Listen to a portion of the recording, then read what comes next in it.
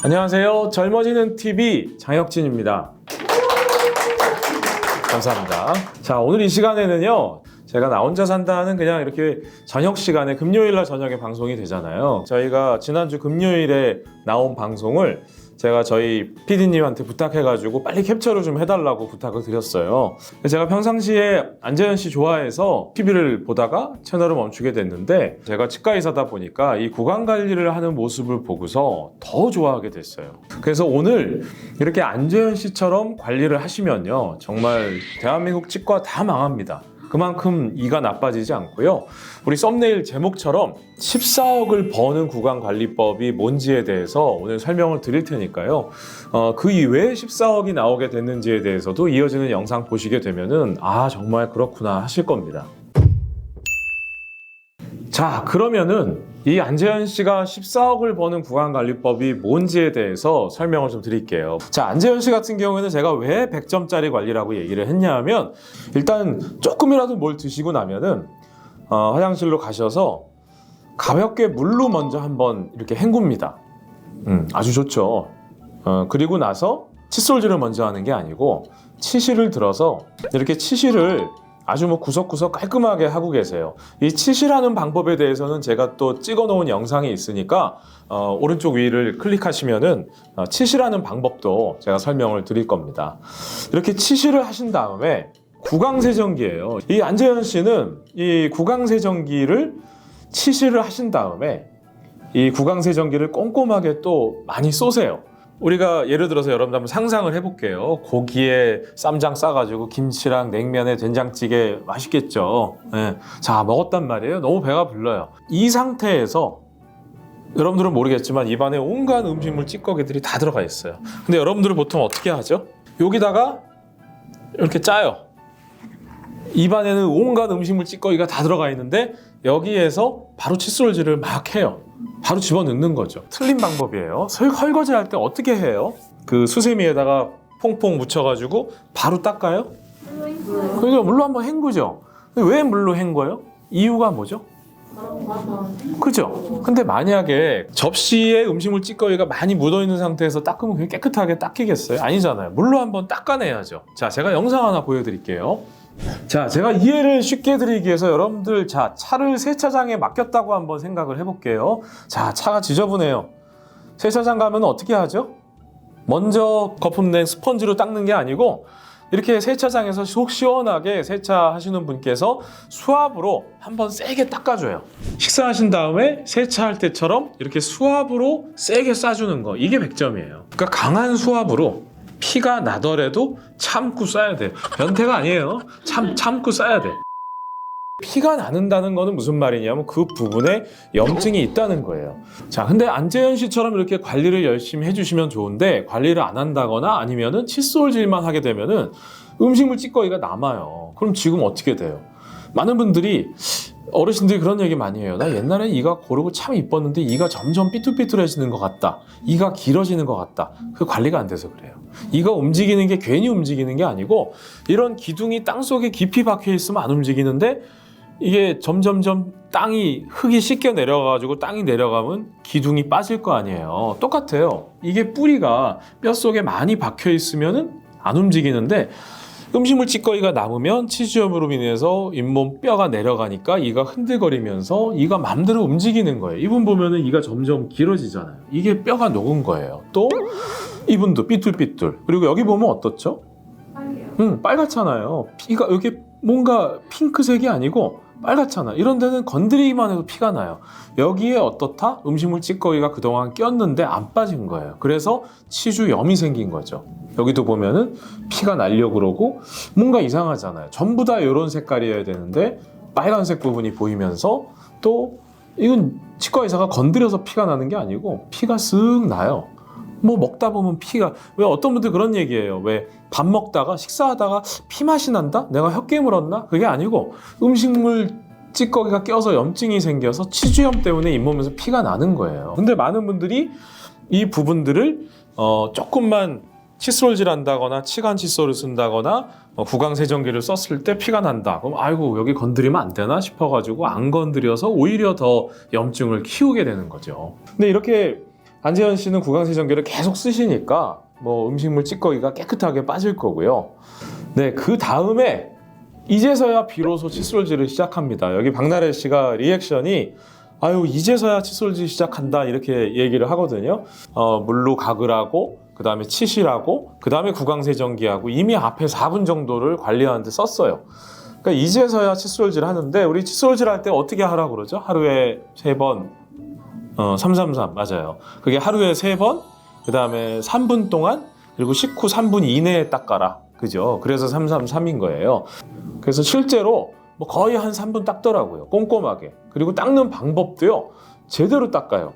우리가 칫솔질 하는 방법도 여러 가지가 있는데 위아래로 해서 닦으면서 칫솔모를 위쪽으로 해서 잇몸까지 마사지 해주는 방법이 있거든요. 정확하게 그 방법으로 닦더라고요. 그렇게 닦는 법도 거의 없어요. 대부분 그 차인표 씨 그 분노에 양치질 해가지고 이렇게 닦잖아요. 이 잘못된 방법으로 닦으시는 분들이 많은데 칫솔질 닦는 방법도 100점이에요. 근데 그게 끝이 아니고 또 이 구강 세정 액을 또 써요. 근데 이거는 이제 리스테린이라는 제품인데 이 구강 세정액은 종류가 여러 가지가 있어요. 가글액은 뭐 국산 제품도 있고, 근데 리스테린을 이 상표 때문에 가려놨는데 리스테린을 써가지고 또 가글을 하는 거죠. 자, 그래서 100점짜리 관리법 이렇게 안재현 씨처럼 물로 한번 헹구고, 근데 제가 구강 세정기 쓰면 더 좋다고 했죠. 요건 이제 98점. 제가 말씀드린 건 100점.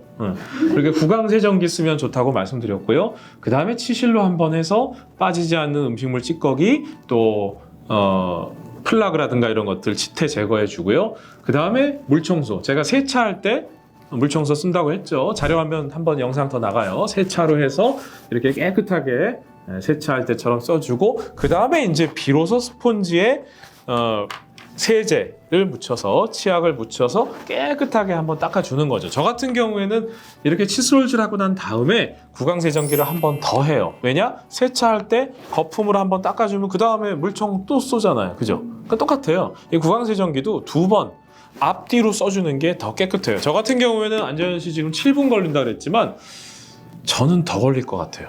그러니까 이렇게 하루에 아침, 점심, 저녁 해주잖아요.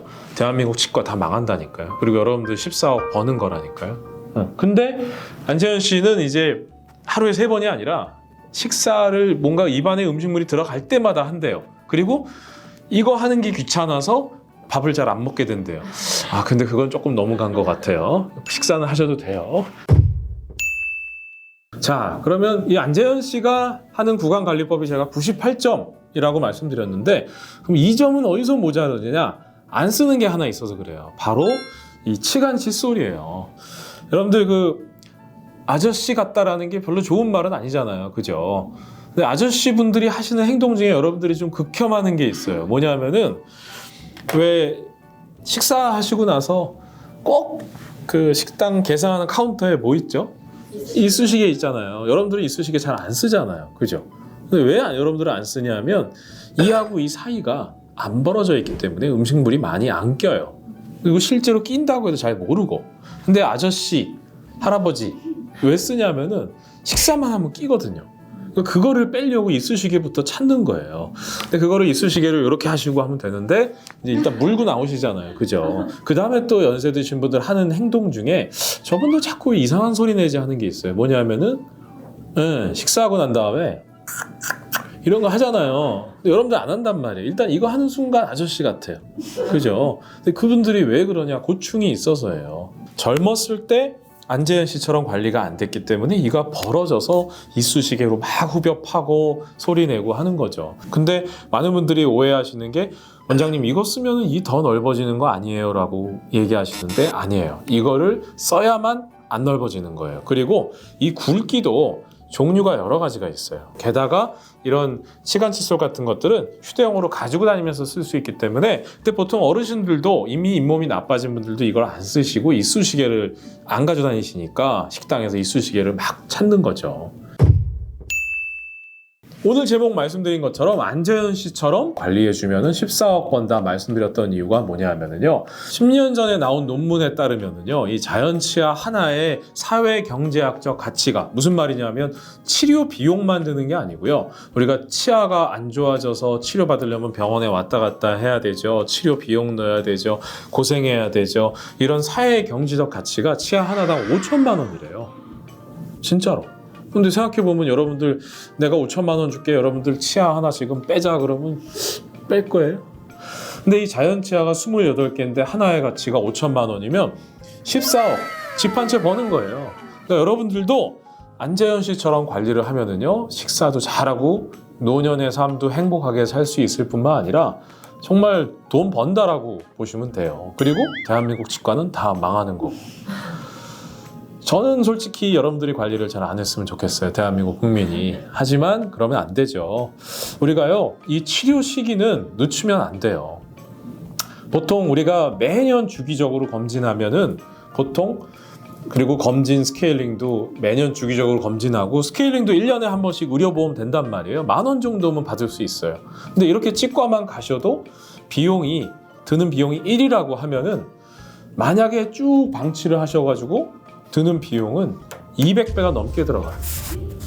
고생은 고생대로 비용은 많이 버린다는 거죠. 자, 오늘 이 시간에는요, 구강 14억 버는 집 한 채 사는 구강관리법에 대해서 나 혼자 산다에 나온 안재현 씨 그 사례를 들어서 설명을 좀 드렸고요. 어쨌든 저는 이 영상을 보고 깜짝 놀랐어요. 이렇게 연예인분이 이렇게 관리를 치과 의사가 아무리 환자분한테 설명하는 것보다 이렇게 연예인 한 분이 나와서 구강 관리에 대해서 이렇게 얘기를 해주시면 정말 그 파급력이 훨씬 더 좋더라고요. 아마 이렇게 안재현 씨가 나와서 방송에서 본인의 구강 관리법을 공개해 준 것만으로도 진짜 감사드리고요. 저는 조금 더 아쉬운 점이 이 안재현 씨가 이렇게 관리를 하고 나서 저한테 오셔가지고 제가 입안을 한번 싹 검진한 다음에 안재현 씨가 절대로 이가 나쁠 리가 없어요. 이렇게 관리하는데 나쁜 사람이 어디 있어요. 그러니까 요걸 한번 제가 입안 사진을 탁 찍어서 보여드리면 참 좋았을 텐데라는 아쉬움이 있긴 하지만 안재현 씨는 방송 보시면 연락 주시고요. 제가 한번 검진해가지고 싹 한번 보여드릴 수 있도록 하겠습니다. 오늘은요. 14억 버는 구강관리법에 대해서 제가 한번 안재현 씨 사례를 이용해서 한번 설명을 드렸고요. 이어지는 방송 내용도 좀 재미난 내용으로 또 찾아뵐 수 있도록 하겠습니다. 지금까지 젊어지는 TV 장혁진이었습니다. 감사합니다.